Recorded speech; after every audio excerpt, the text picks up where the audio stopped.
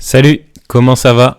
Aujourd'hui, on se retrouve pour la dernière vidéo de ce mois de décembre et on va parler de la Kodak Vericolor 2 type L. Derrière ce nom barbare et assez long, la Kodak Vericolor 2, c'est une pellicule de Kodak introduite en 1974, seulement 3 ans après l'introduction de la Kodak Vericolor en 1971. Et il existait deux types de Vericolor, la type L et la type S. Celle que j'ai entre les mains, c'est une type L et ce qui les différenciait principalement, c'est que la type S était plutôt adaptée à la lumière du jour et la type L était plutôt adaptée à des lumières artificielles. Mais ça n'empêche pas d'utiliser cette type L de jour en utilisant un filtre 85B. C'est un filtre orangé qui permet notamment d'utiliser des pellicules avec une balance des blancs faite pour des lumières artificielles avec une lumière du jour et que les couleurs paraissent naturelles. Enfin, cette Vericolor, c'est l'ancêtre de la gamme de pellicules Portra de chez Kodak qui est arrivé en 1998 juste après l'arrêt de la production des Vericolor. Maintenant que je t'ai expliqué tout ça, je vais pouvoir la charger dans mon boîtier et aller faire quelques photos. Mais avant ça, je te conseille juste de bien rester jusqu'à la fin de la vidéo parce que j'ai une petite surprise pour toi.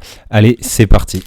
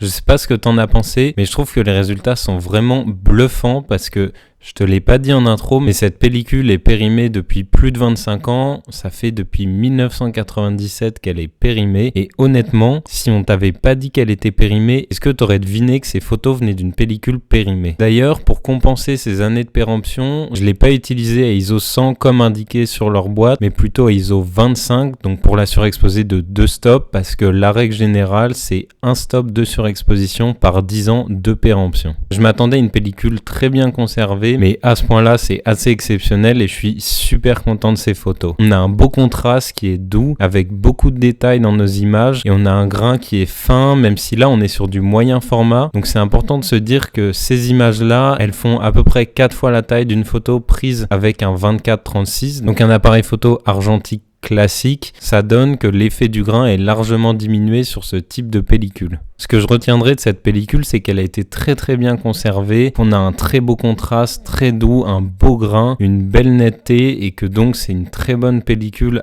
à re-shooter. Personnellement, je l'ai utilisé sans filtre 85B, même si, comme je te l'ai dit dans l'intro, la type L est faite pour être utilisée avec un filtre 85B en plein jour. Honnêtement, sur les photos, je trouve que ça ne se voit pas, qu'elle est adaptée à de la lumière tungstène et pas la lumière du jour. Mais ce serait intéressant d'essayer de l'utiliser en lumière artificielle. J'espère que t'as pas oublié, mais en début de vidéo, j'ai dit que j'avais une petite surprise pour toi et on y est. Ce mois-ci, je t'ai présenté 24 pellicules différentes et j'ai choisi que des pellicules que j'avais au moins en 2 fois dans mon stock. Et ça, c'est pour une bonne raison. J'ai énormément de pellicules à la maison, en grosse partie grâce au grand jeu de Thomas l'année dernière qui m'a permis de remporter 365 pellicules, mais aussi grâce à mon laboratoire dans lequel je travaille qui m'a donné toutes les pellicules périmées qu'ils avaient dans un frigo depuis plusieurs années. Et je pense que garder toutes ces pellicules juste pour moi, c'est un peu du gâchis. Alors j'ai décidé de faire gagner à l'un d'entre vous les 24 pellicules que j'ai présentées pendant ce mois-ci. Et pour ça, rien de plus simple, j'attends juste que tu me dises en commentaire quelle pellicule